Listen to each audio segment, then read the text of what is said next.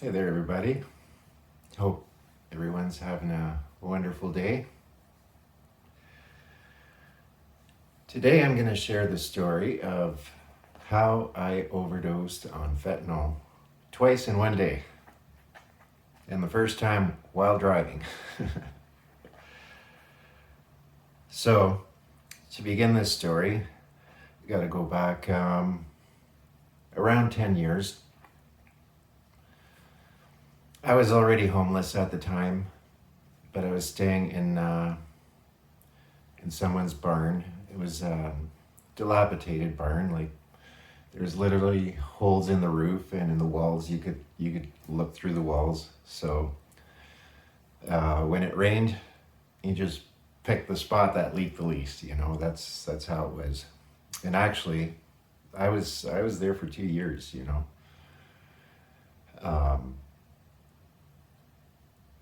I would go months without bathing or even getting fresh clothes or anything. It was yeah. I think addiction is the hardest job I've ever had. And I've always been I've always done a lot of physical labor and stuff, but I think addiction beats them all. So anyways, the day when this all happened, my friend at the time, she was getting a really big script of hydromorph. I think pretty much one of the biggest scripts in the country that I'm in. So anyways, so it was the day when her prescription was due to be refilled. So she asked if I would drive her to the pharmacy so she could pick up the pills, right? The capsules. So anyways, her script would only last a few days really, and then the rest of the month it was different things, you know, heroin, fentanyl, whatever opiate was around, you know. So anyways, on the way there, it was about an hour drive to the pharmacy.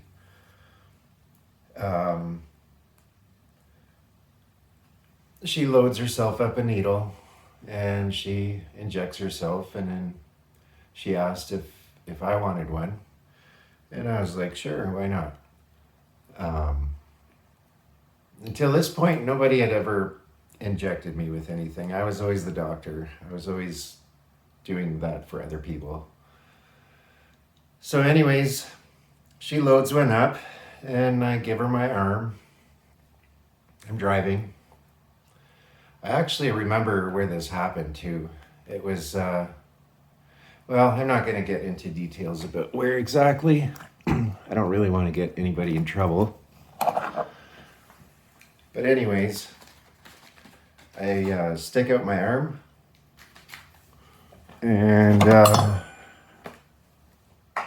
she injects, and then suddenly everything went black. It just closed in. But I had enough awareness to know I was driving, and I fought with all my power, with everything I had. I fought to make sure to stay conscious long enough to at least get the car off the road. Because this actually happened just as we were entering a city. So I, grabbed the first driveway I could find, and then she had to drive from there. So that was a mild overdose. I did maintain consciousness.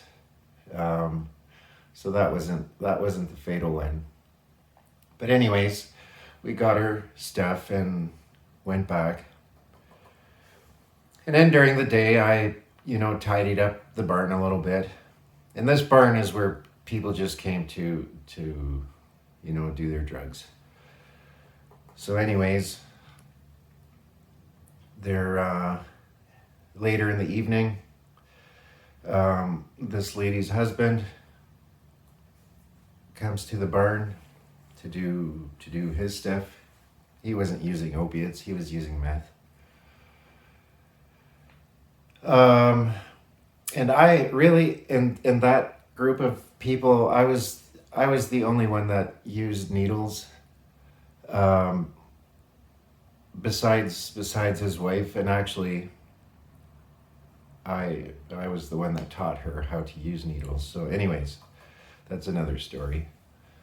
But anyways, so most of the people that came there didn't use needles, so I felt self-conscious. So when I would do my drugs, I would do them. I would go somewhere in the corner or something and do my stuff, and then come back. So she had given me some fentanyl, and it was time to do my shot. So I make myself a little shot. This is in the evening, like this is bedtime. And so I do my shot, inject it, and all I remember was walking to the table where the rest of the people were sitting, and one of them saying, "Oh, well, nice, you did a good job tidying up the barn." That's the last thing I remember, until I woke up with, and I'm not even exaggerating, I would say there was probably right around 30 first responders, like 20 to 30 for sure, including police, firefighters and paramedics. Like they were all there. Mind you, this was in the country too, so the nearest whatever first responders, they're a ways away.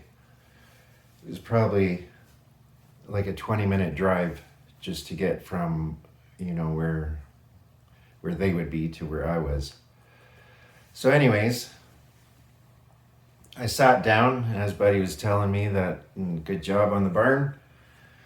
And then he noticed that I didn't respond.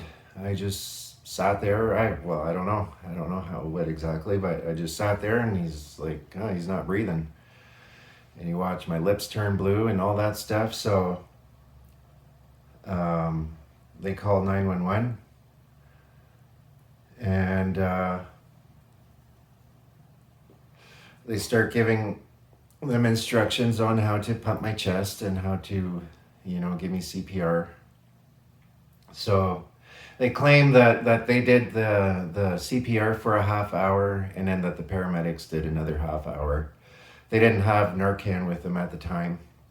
And while we usually had Narcan ourselves, literally the day before that, we gave it to somebody, like somebody that was worried about overdosing and stuff, so we just gave our stuff to him. So that's what I was told. I was like, I was unresponsive for an hour. But again, I don't remember. So yeah, I wake up with all these people standing around me, and I wake up, I'm like, what the heck? Is everybody okay? It's like, did I hurt somebody or what? Or like, I woke up with this feeling that I had, done something really bad, and, like people, like that I had hurt somebody, but they're like, no, you're, you overdosed. So I'm like, oh, okay.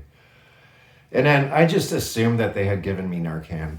So just with that assumption alone, I thought I was in withdrawal, right? So, and like right away, it's funny how powerful the mind is. So I just thought that I was in withdrawal because of the Narcan, but that wasn't the case. But I was hypothermic though. So when I woke up, and once, I started thinking a little bit, I just knew that I had been to the most peaceful place. Like I felt like I was home, but I got sucked back into this world,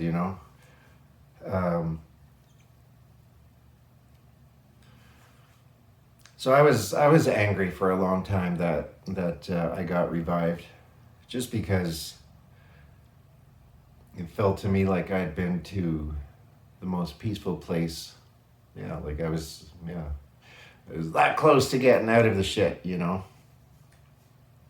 I was there, and and then these guys had to fucking pump my chest and give me air and all that, and I had to come back. So that took a few years for me to actually begin appreciating my life. But anyways, there was something else I was gonna say. Yeah, I forgot. But anyways, yeah, that's the story of how I overdosed twice in one day. Oh, the other part I was gonna say. The funny thing is, if you think it's funny, anyways, I don't know. It's kind of funny. Um,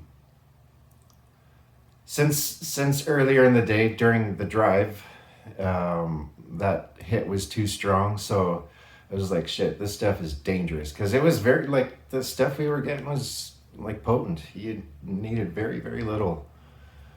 So I told myself that when I would get back to the barn, I would take some sugar and crush it up real fine, like powder it, and then I was gonna mix mix the fentanyl with it to dilute the fentanyl and just make it less powerful. But I never got that far. I got as far as crushing the sugar and putting it in a bag, and then I put the baggie in my wallet. Um, but I never mixed the fentanyl with it. I just used the uncut stuff. So at the hospital, once they brought me to the hospital, the cops were there. In my pocket, I had some bullets because just 22s. It was in the country, so you know the target shooting or shooting mice or whatever. That was just part of it was normal. They didn't care about the bullets. What they found was that little baggie in my wallet. And they're like, oh, what's this? And I said, well, it's just powdered sugar that I was going to mix with the fentanyl. And it never, I never got to it. And they're like, come on, you can be honest. Is this fentanyl? I said, no, it's not fentanyl. It's literally sugar. So they didn't believe me, and they just said, well, we're going to go down to the car and test it, and if this is fentanyl, then you're under arrest. And I said, okay, go ahead. I never saw the cops again, so yeah, they realized it was just sugar. I'm actually really glad that I used the new baggie too to put the sugar into. And this is how God has protected me throughout my entire life. Like, yeah, I've gone through some shit, but where it really counted, I am protected. Like, I don't know. It seems to me like there's something I'm supposed to be doing here, And so this is, creating this channel is part of that thing. I understand addiction. I understand it very deeply, or I have experience in that stuff, So yeah, my goal is to be an example and let people know that it doesn't matter if you can be really far gone and there's still enough there for you to come back. And when you start putting in the effort, that's when everything conspires for you. The world will help you. The universe will help you. It's not to say that the opposite side of it isn't going to be there to try and distract you, but you gotta put your blinders on and focus on what you're doing. Life is really simple. It really is. We just have ways of making making things difficult for ourselves. So we as humans are really good at creating problems for ourselves. But really, life is very simple. So anyways, yeah, I didn't put a whole lot of planning into this video, so I think I'm gonna end it about here. Yeah, well, one thing in the last video, I forgot to mention the fentanyl. And like there's other drugs that I've done too. I didn't mention everything, but I just mentioned the stuff that I was addicted to in my last 10-minute video. So that's but I definitely have done a lot of other stuff too. But those were the ones that I was addicted to. The fentanyl, I never got addicted to it because I didn't like it very much. It was too strong. It was it was so strong that you couldn't enjoy the high. It was either you're conscious or you're not conscious. And when you're conscious, you're just, you smoke some, or like I used to inject the fentanyl, but then smoking it is a little bit safer. Fentanyl is just not safe to begin with, so there's no good way to do fentanyl. But anyways, yeah, that's the story of how I overdosed on fentanyl 2 times in one day, and I'm still here. In fact, this apartment that I live in right now, this was the apartment that I tried fentanyl for the first time. This is where one of my drug dealers lived in back in the day. I just moved into this apartment maybe 6 months ago. And I love this apartment because it's in a really good spot. There's a park all around me.